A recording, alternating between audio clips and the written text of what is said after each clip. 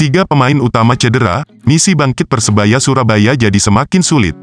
Misi Persebaya Surabaya bangkit dari keterpurukan seusai menerima kekalahan perdana di Liga 1 musim ini dipastikan semakin sulit. Tim Persebaya Surabaya sedang diterpa cedera para pemainnya, yakni Kadek Raditya, Bruno Moriera dan Reva Adi Utama.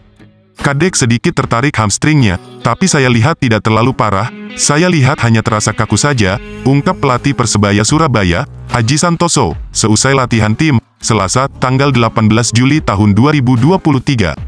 Situasi lebih parah dialami Reva Adi Utama yang harus istirahat 1-2 pekan ke depan.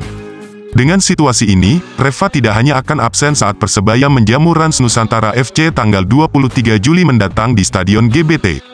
Namun Reva juga berpotensi tidak bisa dimainkan saat Persebaya sambangi markas Persija Jakarta tanggal 30 Juli nanti, padahal Reva Adi Utama selalu menjadi opsi utama di posisi bek kiri. Reva kayaknya masih perlu waktu 1-2 minggu dia baru bisa latihan, karena dia ada bengkak di ankle-nya, sebut Aji Santoso.